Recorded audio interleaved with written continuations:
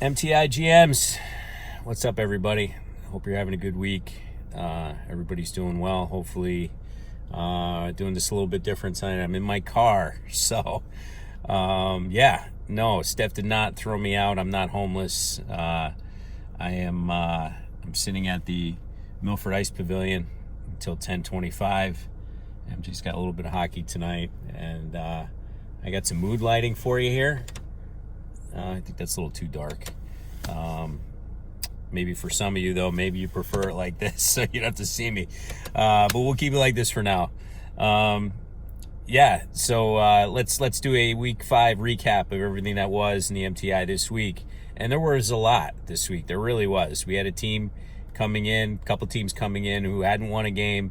We had one remaining team who was undefeated. A lot of that went away. 2 out of those 3 things went away this week.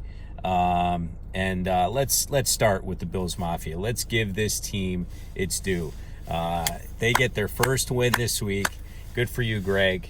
Earned. I mean, no other team deserved to win more than you did. The first 4 weeks, difficult for the Bills Mafia. Scores that probably, could be high scores of the week. Certainly not of the 200 variety, but high scores on any other week. But he went up against teams that were scoring 150, 180, 200. So certainly in the top, 3 of points scored against, if not the top team. So let's give Greg his due. Congratulations, Greg. Got the first win here in the MTI. Obviously, happy to have you and your team here, and better things are coming around the corner. This is going to be the start of something big. I'm going to call it right now. This is the Bills Mafia time. They've got a couple weird things going on with he's got Herbert and he's got Carr, and they haven't even figured it out yet. So that's scary. The rest of his roster is kicking ass, and yet Herbert with the ribs. No Keenan Allen, Eckler hasn't been great, so he's still figuring it out. Wait till he gets rolling. And we all know what's going on there in Vegas with Derek Carr. I believe the team's just got 1 win on the season. It might be without Devontae Adams, certainly next week, because I think they're on a bye, but even for, a week or 2 later, possible suspension with the shenanigans after the game with the cameraman. So, it could be a couple slow weeks here for Greg with Derek Carr still, but man, I'm glad he got his first win. Guys are getting it done for him. It's good to see. On the other side, Greg traveled into Titty City. Didn't even mention that. So traveled into Titty City, who scored 144. So the game ended 164-144 in favor of Bills Mafia. Rich, I mean, his team's a mash unit right now. It's tough to see. For any team. But I think he got Chris Olave here, I think, on concussion protocol. While he's catching a touchdown, I think he gets concussed. And he got in the box with it anyway in the end zone, and they gave him the TD. But I think he was concussed on that play while catching the ball. So Austin Eckler here coming back with 35 points for Rich, much needed. Kyler Murray hasn't yet really figured it out, but he's be getting a nice weapon back in DeAndre Hopkins in a couple weeks to Mark Preet's benefit. Let's hope for him. But Geno Smith, hard to complain about Tua, man. When Geno comes in with 34 points, he's been getting 30 points consistently, I think, 4 out of 5 weeks. So Geno, can't call him a fluke anymore, man. I never thought I'd see year 2022. Geno Smith's a top 5 QB, not only in fantasy but in real life, and it's happening. So crazy world, but it's happening. So good for Rich. He's gonna have a tough decision to make when Tua comes back. What's he's gonna do with Tua or Geno? May just get rid of Kyler Murray, but time to make a trade. Anyway. Any other week, 144 is a great week. Probably gets it done. Would have beat, I think, 6 or 7 other teams this week. But Titty City falls and to the Bills Mafia. But, happy to see the Bills get the win this week. So good for you, Greg. Better things ahead for Rich. Let's head out to Let's go to the Tiger Kings versus myself, the Mighty Dolphins. I'm almost embarrassed to even say I got this win. I was up by 7 points. It was like 94 to 97 or 94 to 87 coming into Monday night. I don't think either team wanted to win this game. Both limping across the finish line. I don't want it. No, you don't want it. I don't want it. So we were just going back and forth. Jason and I couldn't decide who wanted to win this game. But ultimately, Travis Kelce walked into my life on Monday night, and, he made the decision.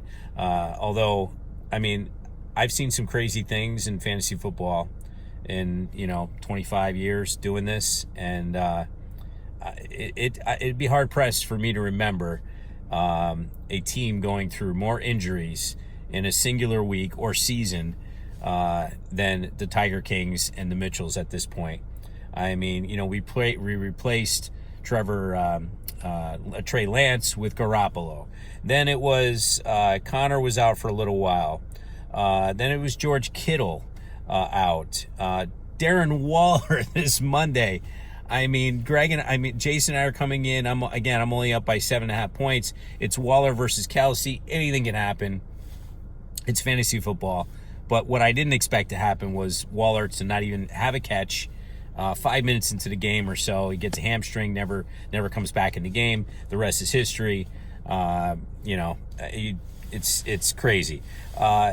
Teddy Bridgewater. He goes out and gets Bridgewater 2 gloves, and 2 gloves doesn't even throw a pass this week, and he's out of the game. We're going to see a lot of that coming up. I don't even think 2 gloves had a concussion.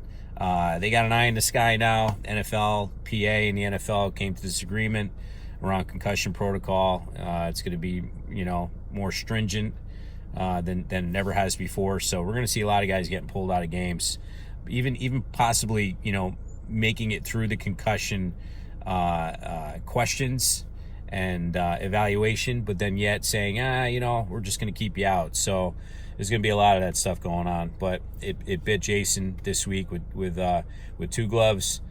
He was getting back Hunter Renfrow, who he didn't start this week. He had a concussion. Keenan Allen with the hamstring. Rashad Penny, broken leg.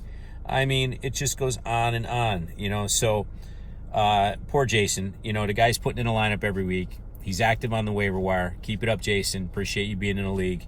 I hope to God this turns around for you this week, starting this week.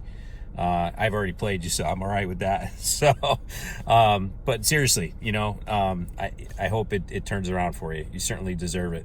I'm not even going to talk about my team. I'm ashamed of this win, to be honest with you. So we're going to move on. Hopefully better things ahead for Jason and the Tiger Kings. Let's go to the Harding Avenue Dash-Ons versus the Mean Machine. Oh my goodness.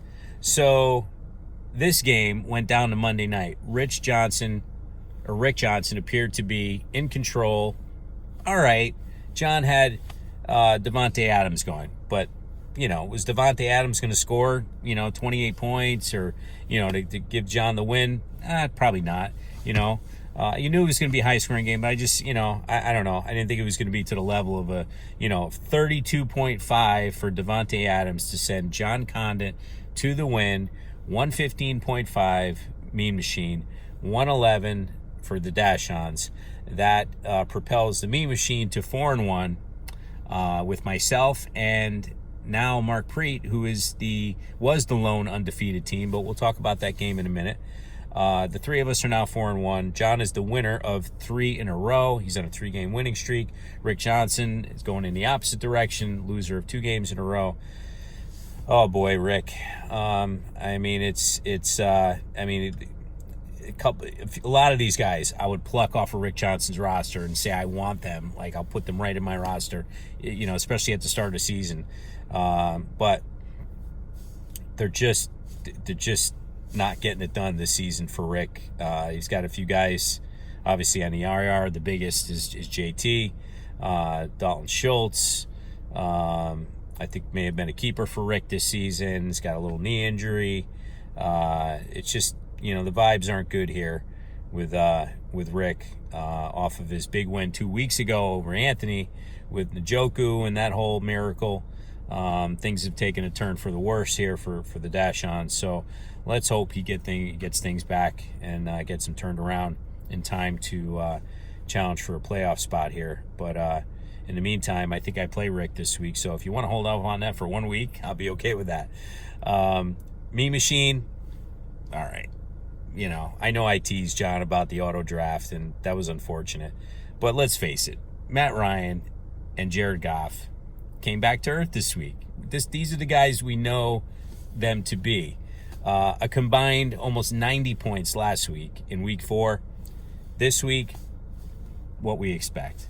A combined 14 points. So 8 points for Matt Ryan, 6 points for Jared Goff.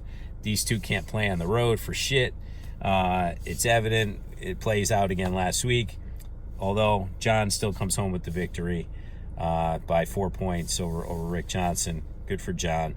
Monday Night Miracle, man. John said, I need a hero. Guess who came running out of the tunnel? Devontae Adams. Then he went and bashed a reporter, a cameraman, on his way back to the locker room. So he's probably going to be without Devontae this week for sure, because I think he's on a bye. But definitely the week after. I can't imagine that they're not going to suspend this guy. It just looks bad for the NFL. But, hopefully it's only one game for John's sake.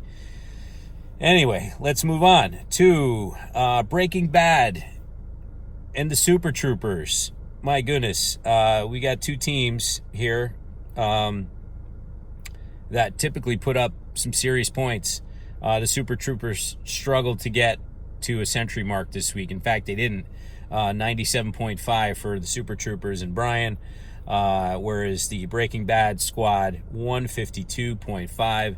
Good for Dave. Dave is moving in the right direction here. Winners of 2 in a row. Take his record to 3-2. Brian also 3-2. This game really decided by 2 players. I mean, it's really all there is to say about this game. Josh Allen and Gabe Davis. Gabe Davis coming off an ankle injury over the past couple weeks, not really performing like people expected Gabe Davis to perform early on in the season. Certainly not resembling his draft status. But this week, man, he brought it. Or in week 5, he brought it. He caught 3 balls for 171 and 2 touchdowns. I mean, the touchdowns were remarkable. If you didn't see the highlights, that he stole one right out of the hands of a Pittsburgh defender, ripped it out of his hands, just ripped it out, and then he just, I think they were down. I think he scored like a 95-yard touchdown too.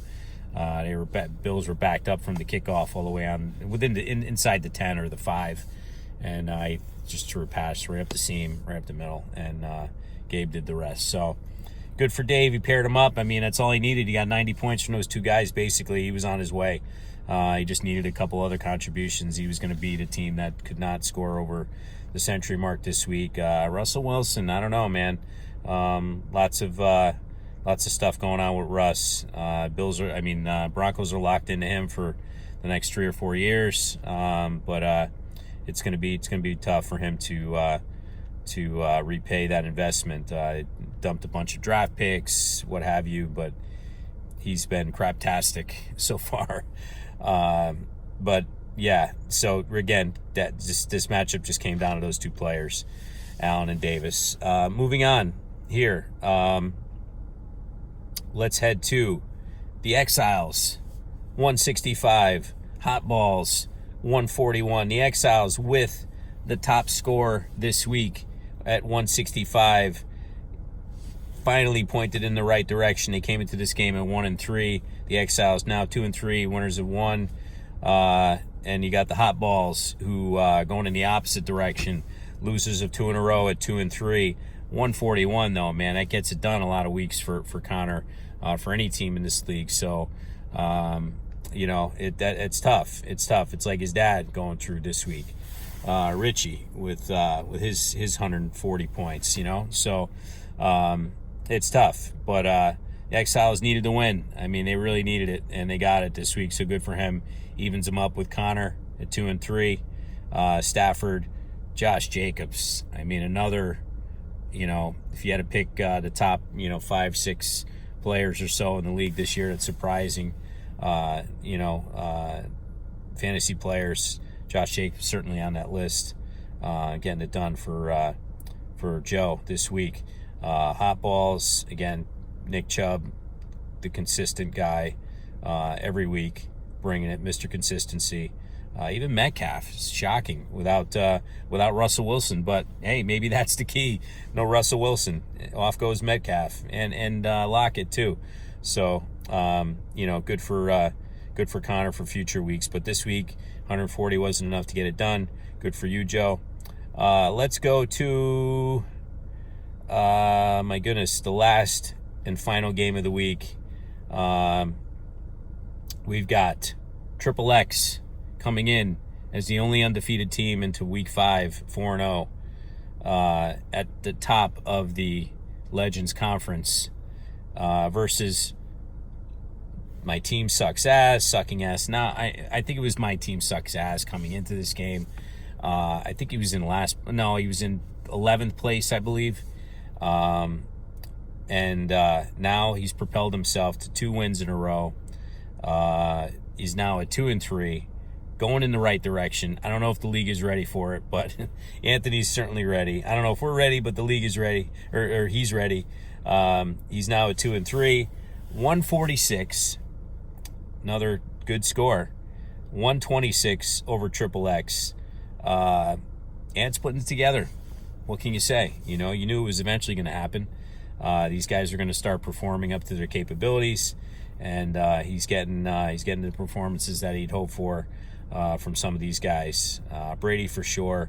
Mike Williams, consistent. I mean, what can you say, man? I was a doubter.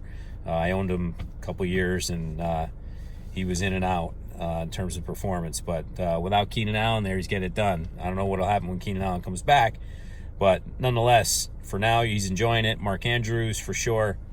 He didn't need Valdez-Scantling on Monday night. The game was already decided, so it was just rubbing salt in the wound for Preet. But it was Preet's quarterbacks that kind of let him down this week a little bit, and maybe his receivers too.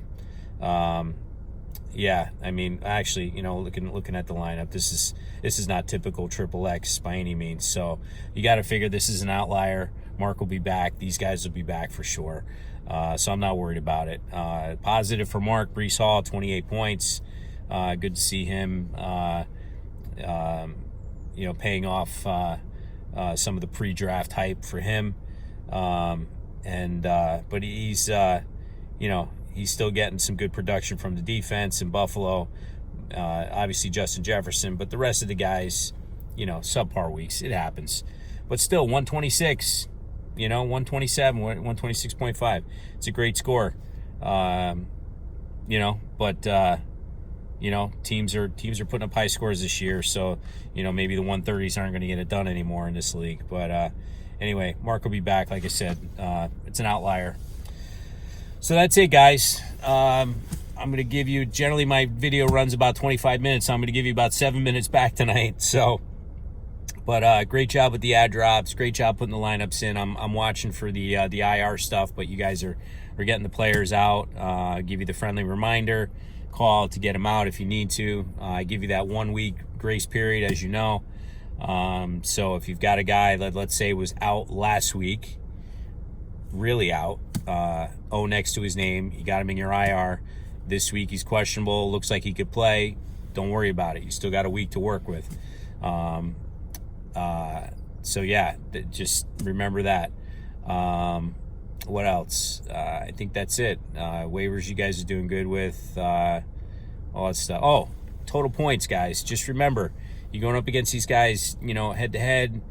Yeah, that was nice in years past. If you got we've got 15 regular or 14 regular season games. So you're going to be playing a couple teams twice and most of the teams once.